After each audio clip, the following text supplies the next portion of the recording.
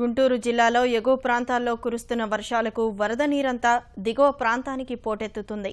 పెద్ద ఎత్తున వస్తున్న వరద నీటితో అమరావతి మండలంలో వాగులు వంకలు పొంగి పొర్లుతున్నాయి. పెదమద్నూరు వాగు పొంగి రాకపోకలు నిలిచిపోయాయి. దీనిపై మరిన్ని వివరాలు మా ప్రతినిధి పూర్ణ చంద్రశేఖర్ అందిస్తారు.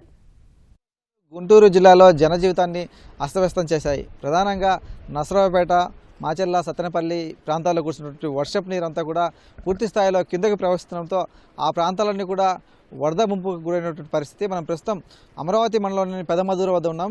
పెదమద్దూరు వద్ద నుండి వాగు నిన్న సాయంత్రం నుంచి కూడా పూర్తి స్థాయిలో పొంగి ప్రవహిస్తుంది. దీంతో అమరావతి పాత అమరావతి గుడి ఉందో ఆ అమరావతి నుంచి విజయవాడ వెళ్ళేటువంటి మార్గంలో పూర్తిగా రాకపోకలన్నీ కూడా నిలిచిపోయినటువంటి పరిస్థితి ఉంది. నిన్న రాత్రి నుంచి కూడా ఈ వాగు రోడ్డు మీద నుంచే ప్రవహిస్తోంది. గతంలో ఈ వంతెన కట్టాలని చెప్పేసి ప్రతిపాదన ఉన్నప్పటికీ కూడా వంతెన నిర్మాణం చేయకపోవడంతో కొంత ఈ మార్గంలో రాకపోకలు నిలిచిపోయాయి. ఇప్పుడు వరద నీరు కొంత తగ్గుముఖం పడుతోంది. ఇవాళ సాయంత్రానికల్లా కొంత తగ్గుముఖం పడవచ్చు. ఆ తర్వాత రాకపోకలు అనుమతిస్తామని చెప్పేసి అధికారులు చెప్తున్నారు.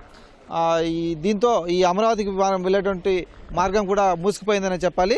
అలాగే ఎవరు కూడా ఈ మార్గంలో వెళ్లకుండా, ఎందుకంటే వరద నీరు ఎక్కువగా ఉండడం వల్ల మళ్ళీ కొట్టుకుపోయేటువంటి ప్రమాదం ఉంది. కాబట్టి పోలీసులు కూడా వచ్చి ఇక్కడే పహారా కాస్తున్నారు. ప్రజలు ఎవరిని కూడా ఈ మార్గంలో వెళ్ళనీయకుండా.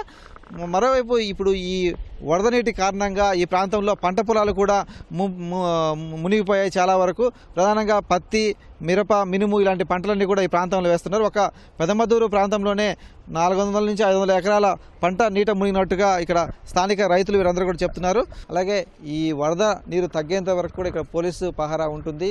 ప్రజలు కూడా రోడ్డుకు యువతలకి తిరగకుండా రాకపోకలకు పూర్తిగా నిషేధం విధించారు. ఎందుకంటే వెళ్ళి ప్రమాదానికి గురై ప్రాణ నష్టం జరిగేటువంటి అవకాశం కూడా ఉంది. కాబట్టి ముందు జాగ్రత్త చర్యగా పోలీసులు అధికారులు చర్యలు చేపట్టారు. అలాగే ఈ పంట మునిగినటువంటి ప్రాంతాలకు సంబంధించిన రైతులు కూడా కొంత ఆవేదన వ్యక్తం చేస్తున్నారు. ఈ మధ్య కాలంలోనే అంతా ఒక 15-20 రోజుల క్రితమే వీరు విత్తనాలు వేయడం జరిగింది. ఈలోగానే భారీ వర్షాల కారణంగా వరద వచ్చి పంటలు మునిగిపోవడంతో వారు కొంత ఆవేదన వ్యక్తం చేస్తున్నారు. కెమెరామెన్ నరేష్తో పూర్ణ చంద్రశేఖర్, ఈటీవీ న్యూస్, పెదమద్దూరు, గుంటూరు జిల్లా.